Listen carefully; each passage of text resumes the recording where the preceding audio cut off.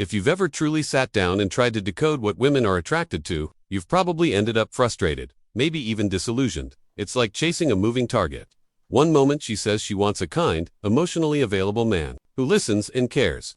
The next, she's completely fixated on the guy who barely responds to her messages. You see her posting about wanting stability, loyalty, long-term love, but then she gets butterflies for the guy who disappears for 3 days and returns with a smirk. And you're left sitting there, wondering where you went wrong. You were polite, you were consistent, you showed up, you planned dates, you listened, you cared. But instead of being rewarded, you were ignored. That's the moment most men start doubting themselves. They internalize it. They think they're not enough, or they need to change something essential about who they are. But what if the issue isn't you? What if the real problem is that you're trying to apply logic to something that isn't logical at all? Because female attraction isn't rooted in thought, it's rooted in emotion. And emotion doesn't obey rules. What lights her up isn't your resume, your kindness, or your ability to plan a date. It's how you make her feel. You could do everything right on paper and still be invisible to her emotional body. Why? Because you're too easy to read, too predictable. And predictability is the enemy of desire. While you're being thoughtful, she's craving intensity. While you're being stable, she's aching for tension. The contradiction isn't a glitch in the system, it is the system. Female desire isn't structured like male desire. It isn't straightforward. It's chaos, movement, and sensation. And the sooner you stop chasing logic and start understanding that her attraction lives in the emotional, the sooner everything starts to make sense. What most men don't realize is that women are not choosing the man who makes the most sense, they're choosing the man who makes them feel the most. That distinction alone changes the entire game. You could be her ideal man on paper, secure job, emotionally intelligent, respectful, but if you don't stir something inside her, she won't feel drawn to you.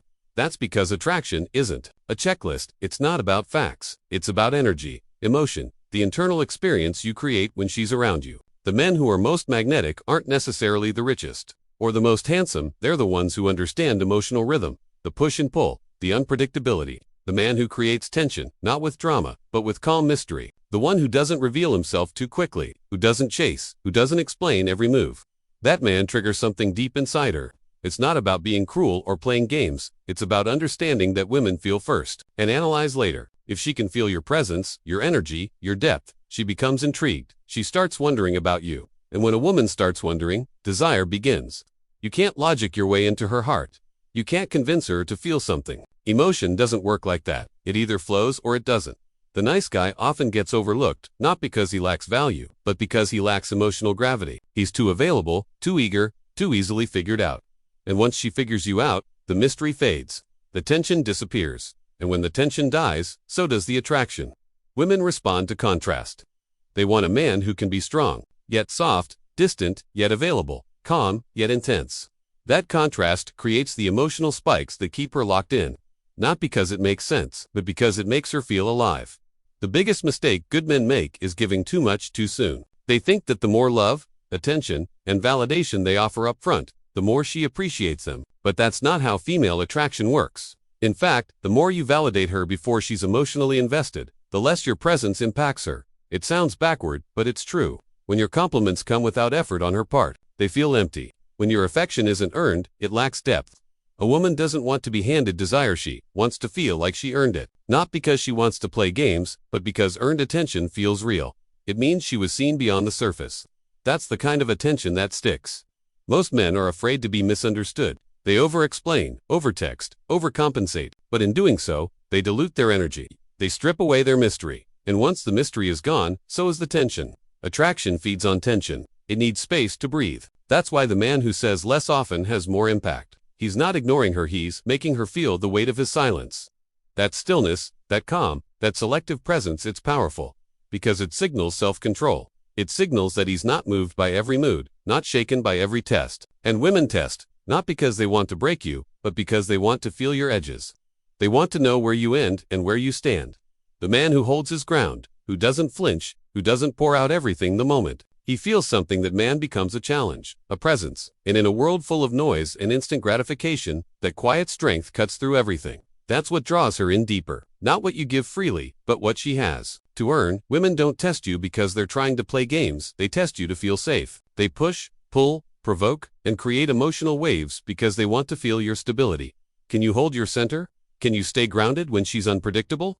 That's what she's really looking for, not control, but consistency. Not obedience, but unshakable energy. She wants to feel the edges of your masculinity, not so she can tear them down, but so she can rest against them. The feminine seeks structure, even when it resists it on the surface. And that structure isn't about dominating her, it's about being unmoved by her emotional weather. That's when she feels she can truly relax. But here's the hard truth: timing will always matter. You might be everything she ever said she wanted. You might bring stability, depth, clarity, but if she's still in her thrill-seeking phase, addicted to emotional chaos, she won't choose you. Not because you're lacking, but because you're too real, too steady, too honest. And when a woman isn't ready for that level of truth, it feels overwhelming. It exposes all the places she hasn't healed. So she runs back to the storm, to the unpredictable guy who keeps her guessing, and you sit there wondering what you did wrong. But you didn't do anything wrong, you just arrived too early in her emotional journey. That's why your job isn't to convince her, chase her, or wait around hoping she wakes up. Your job is to stay grounded in who you are, to hold your line, to be the man who doesn't flinch, who doesn't fold, and who doesn't lose himself trying to be chosen, because the woman who's ready for real will recognize your energy instantly. And when she does, she won't test you to break you, she tests you to find out if she can finally let go. The man who becomes unforgettable isn't the loudest, the flashiest, or the most agreeable. He's the one who knows who he is and doesn't waver. He doesn't chase approval. He doesn't try to prove his worth. He moves through the world with a quiet certainty that speaks louder than any words ever could.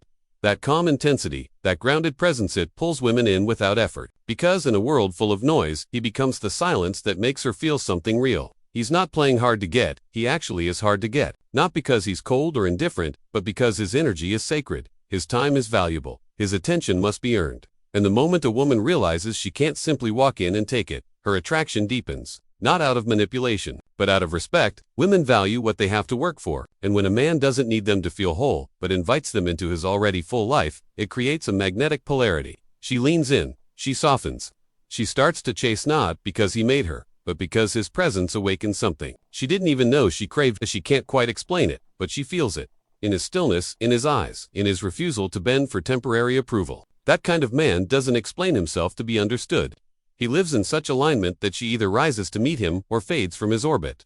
And that's the difference. He doesn't become unforgettable because he's trying to be it. Becomes unforgettable because he's fully himself. And that kind of presence, strong, grounded, unapologetic, it's rare. It's what lingers in her mind long after the others fade. Because she didn't just hear his words, she felt his energy, and that energy, brother, is what she'll never forget.